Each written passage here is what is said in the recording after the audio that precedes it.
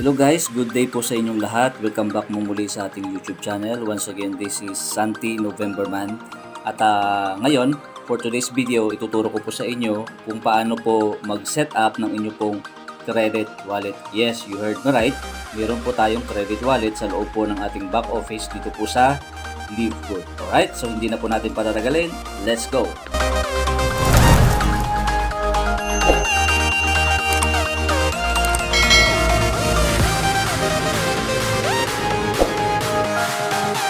Okay, so before we proceed, so ano nga ba yung tinatawag po nating credit wallet? Ayan, okay? Sa mga networkers po, nakagaya ko, meron po tayong mga previous company na na-experience po natin na meron po tayong tinatawag na deposit wallet. Ayan. Here in Livegood, ang tawag po dyan ay credit wallet. Okay? So ano po yung purpose ng credit wallet na yan? Okay? So ngayon, ang purpose po ng credit wallet ay pwede nyo pong ilipat ang lahat po ng inyong income or certain amount. Depende po sa inyo kung magkano pong inyong ililipat.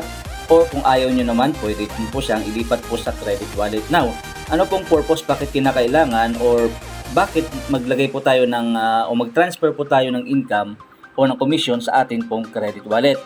Here's why. Kasi po, yung credit wallet natin, kapag meron na pong laman yan, kapag nandyan na po yung ating commission, meron po yung mga multi-purpose. Okay? Ano po yung mga purpose? Kapag may pera na tayo dyan sa loob ng credit wallet, pwede po natin gamitin ang ating pong pera dyan pang bayad po sa ating monthly or yearly subscription dito po sa Livegood. Pwede din po natin gamitin ng yearly or monthly subscription ng ibang members ng Livegood.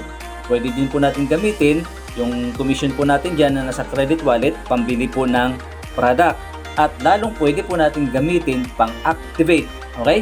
Pang-activate po ng other Livegood members. Yun po bang mag-sign up, yung magme-member o sasali or mag-join sa Livegood, pwede po natin gamitin pang-activate po ng kanilang account. At hindi lang po yan, pwede din po natin gamitin ito pag pang-send. Okay? Ibig sabihin, i-forward nyo po ang inyo pong income sa loob po ng credit wallet from you to other user. Okay? So, paano po siya gagawin, ano? Paano po siya sineset up? So, ganito lang po. So, nandito po kayo sa inyong main dashboard. Punta po kayo dito sa menu, itong taas na yan. Tapos, punta po kayo sa My Earnings. Now, in here, meron po tayong mga option na nakikita po, ano? Meron dito select your payment option, transfer commission to credit wallet, view pay plan, and view rank. So, kung mapapansin nyo, wala pa pong credit wallet dito. Kasi nga po, hindi pa po natin na-set up, okay? So ngayon, para magkaroon po ng credit wallet dito, ilang menu po yung nakikita ninyo? Bali, 4 po yan. Magiging 5 po ito kapag active na inyong credit wallet, okay? So ngayon, paano po siya gagawin? Ito po, yung nakalagay po dyan na transfer commission to credit wallet. Ito po yan. Pindutin nyo lang po ito. Yan, kapag napindot nyo na po, ito na po yung lalabas dito, no? Okay, so dito, may nakalagay dito na 3 option, no? Transfer from commission to credit wallet. Okay, so meron po dito nakalagay na do not credit any of my earnings to my credit wallet account. Pangalawang option, I would like to credit my next income. Halimbawa, magkano po yan? May certain amount, kayo po mag-set kung magkano po ang gusto po ninyo. Let's say for example, $99.95 kasi gagamitin nyo lang naman sa pag-purchase ng inyong yearly subscription. Okay? Or di kaya, I would like to credit all my earnings to my credit wallet account. Ayan, it's up to you. But I advise po, no, everyone, lalong-lalo na sa mga bago na wala pa pong crypto wallet or BTC wallet, wala po kayong mga bank account pa, medyo mahirap po, no? Kasi ito po ay 100% legitimate company. Kasi kapag kayo po ay mag-set up ng inyo pong payment option o payment method, kung kayo po, para po kayo bayaran po ng Livegood sa inyo pong mga kinita, ay kinakailangan nyo po i-follow ang terms and condition. Meron pong rules, kumbaga.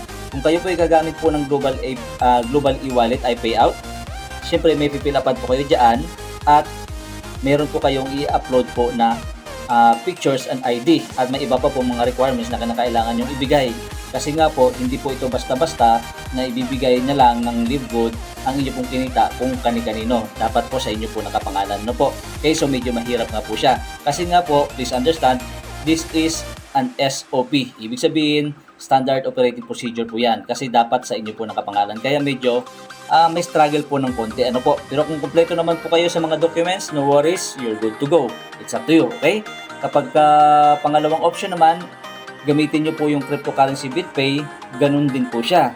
So meron po kayong pipil upan doon, antayin nyo po yung email invitation coming from Livegood and BitPay. Pagkatapos meron po kayong pipil upan at ipapalo nyo po yung procedure. Ibig sabihin, mag-undergo pa rin po kayo ng KYC at iset up nyo po yon ng inyong BTC address at papasok na po yan sa inyong crypto wallet BitPay or sa Binance Man. Alright? So kung hindi nyo po yon magawa, medyo mahirap o medyo struggles po, ito po yung pinaka-the best na solution para sa mga walang bank account at wala pa pong crypto wallet. So ngayon, i-transfer nyo na lang ang lahat po ng income ninyo dito po sa credit wallet kasi pwede po yan magamit. Okay?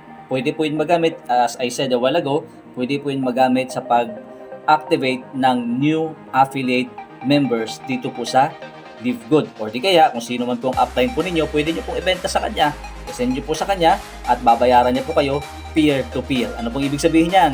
I-send nyo po ang inyo pong pera na nasa credit wallet nyo, papunta po sa kanya at babayaran niya po kayo ng GCash or Bangko o Maya. Depende na po sa usapan nyo po kung saan po isi-send ang pera. Okay? So ganun po siya ang ganda, no? Kasi hindi po tayo pinahirapan ng company at lagi pong may paraan ang lahat po ng mga pinoproblema natin kung saan, kung paano to, kung bakit ganyan, dito po may solution po lahat. Okay? So ngayon, paano po natin gagawin? Ang dami ko na po sinabi, supposedly mabilis na po yung tutorial na ito, no? Pero hindi po natin basta-basta ipapakita po kung paano lang po siya isi-set up nang hindi po natin naintindihan at hindi po natin nalalaman. Kaya importante po na alam po natin ang purpose. Alam po natin bakit kailangan natin itong gawin. Okay, malinaw po yan ha. Okay, now, let's proceed po sa ating tutorial. So ngayon, ang gagawin po natin, ang gagawin ko po sa account na ito, it's not mine. Isi-select ko po ang I would like to credit all my earnings to my credit wallet account. Ito po, i-select lang yan. Tapos, i-click po ang or tap ang save. Yan. Okay. So, after that, namatap po natin ang save. Transfer commissions to credit wallet. Ang sabi niya, your selection has been updated. All of your commissions will continue being placed in your credit wallet until you change your selection. Okay, ibig sabihin, hanggat hindi ko po binabago ang settings nito, didiretso po sa credit wallet ang lahat ng commission. Alright, so okay na po ako dyan. So, let's press the continue button. Alright, yan. So ngayon, as you can see, wala pa po kayong nakikita pong credit wallet dito kasi hindi pa po ito magre-reflect. Kailan po ito magre-reflect? Next week. Okay? So, ibig sabihin, ang cut-off po natin dito is every Thursday sa Amerika kasi this is a US-based company. Ngayon, sa atin po ay Friday. So, wait po natin until next week at makikita nyo na po dito sa ilalim na to katabi ng rank view or view rank yung credit wallet. Alright? So, yun lang po. So, I hope nakatulong po itong video na ito sa lahat po ng ating mga Livegood members around the world, especially po sa ating po mga bagong members dito po sa ating Team Philippines. Alright? Maraming salamat po. God bless po sa inyong lahat at see you all at the top. Alright? Bye-bye!